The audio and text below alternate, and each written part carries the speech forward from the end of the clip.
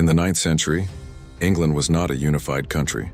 It was a collection of rival Anglo-Saxon kingdoms, Northumbria, Mercia, East Anglia, and Wessex. These kingdoms were Christian, built upon the legacy of the Roman departure and centuries of settlement.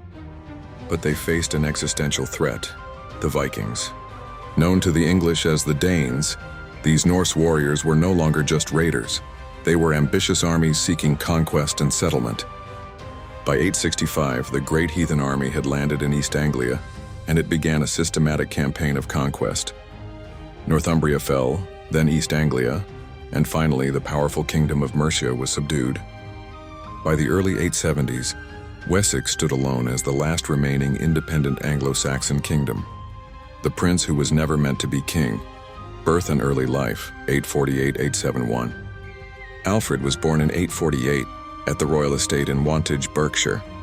He was the fifth and youngest son of King Ethelwulf of Wessex and his first wife, Osburh. As the youngest, the crown was a distant prospect and he was never groomed for it. Asser's biography tells us he was a bright child who loved learning. But despite his efforts, he remained illiterate until his late teens, a fact he would later lament. In a rare move for a younger son, his father took him on a pilgrimage to Rome at age 6, a journey that undoubtedly broadened his horizons. The Pope, Leo IV, even invested him as a consul, a ceremonial act that some later interpreted as a symbolic acknowledgement of his royal potential. The rise of his brothers.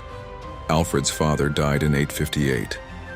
In accordance with Saxon custom, the kingdom passed not to a child of the previous king, but to the most eligible adult male of the royal house.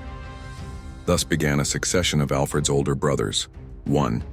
Ethelbald, 858-860, 2. Ethelbert, 860-865, who also inherited Kent.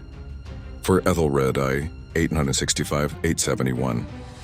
During Ethelred's reign, the full fury of the Great Heathen Army turned towards Wessex.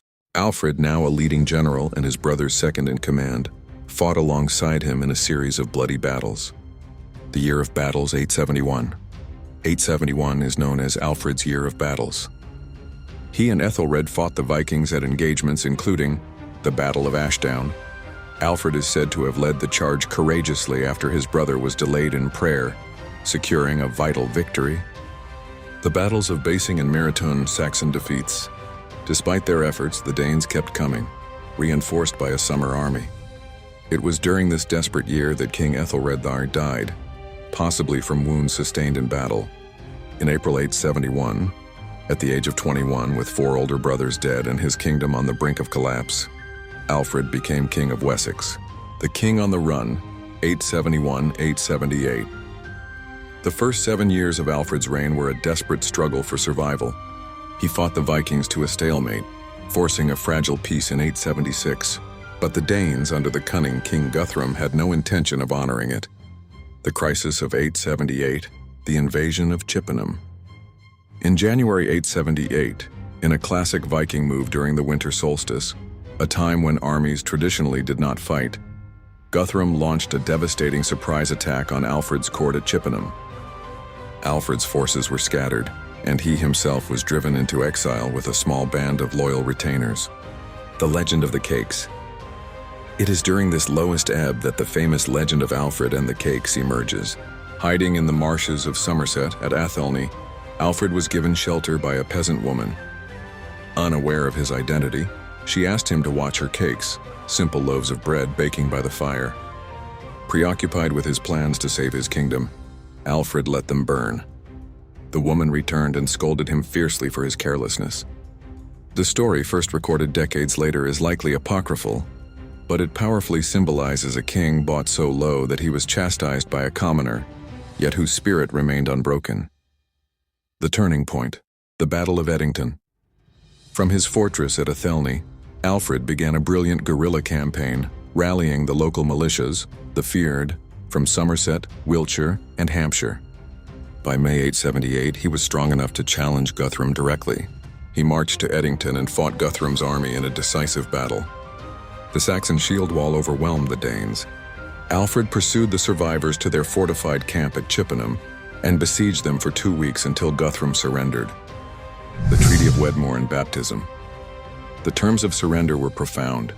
Alfred demanded that Guthrum and his 30 chief leaders be baptized as Christians. This ceremony at Wedmore was not just a religious act, it was a political masterstroke. By accepting baptism, Guthrum acknowledged Alfred's spiritual authority and the legitimacy of his rule. They then negotiated a formal treaty. The Treaty of Alfred and Guthrum, c. 886. This treaty formally drew a border between Saxon and Danish rule. It stated, the Vikings would control an area north and east of a line running from London to Chester. This area became known as the Danelaw, where Danish customs and law prevailed. Alfred retained control of Wessex and the western half of Mercia. Crucially, it recognized Guthrum as a Christian king, making future negotiations and peace between the two peoples possible. The Great Reformer, building a kingdom, 879-899. Alfred knew that victory at Edington was not enough.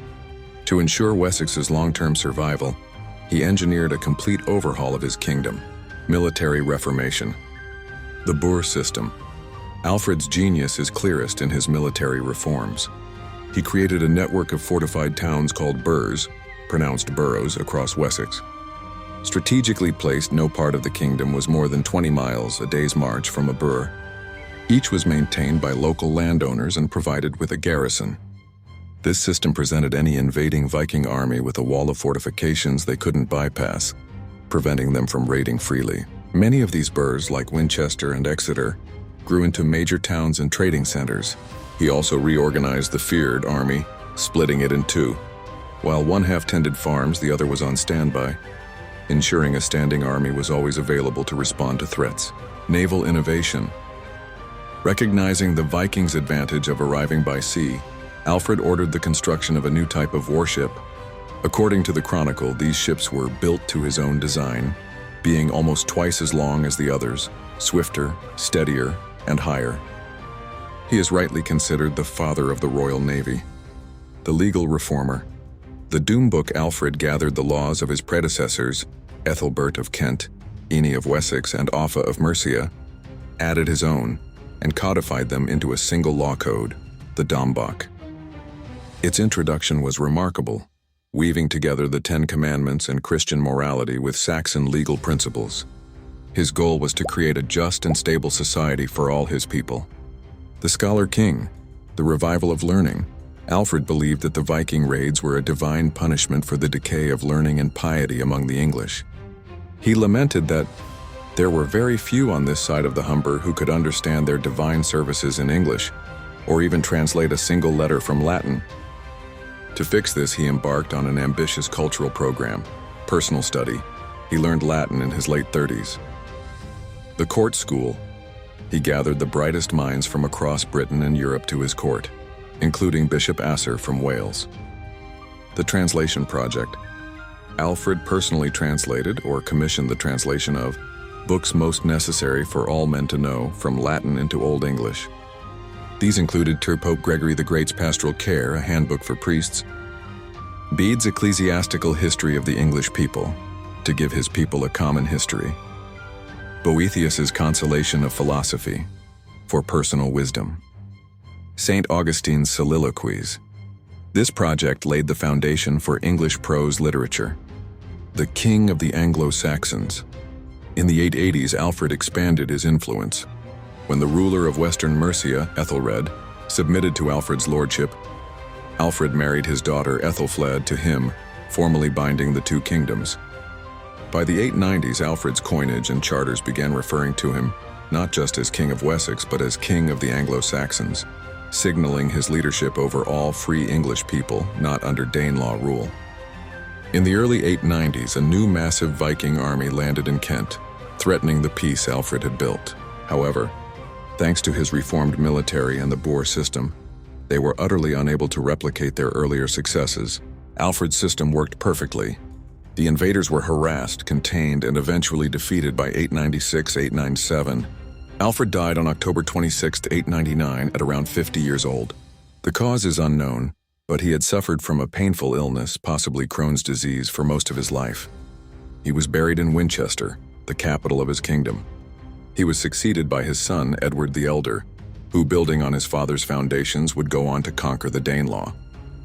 Alfred's grandson Ethelstan would finally unite all of England under one crown for the first time in 927. He was not a mythical figure from a legend, but a real, flawed, and deeply pious man whose sheer force of will, intelligence, and resilience forged the very idea of England from the brink of oblivion. He is the foundational figure of the English monarchy,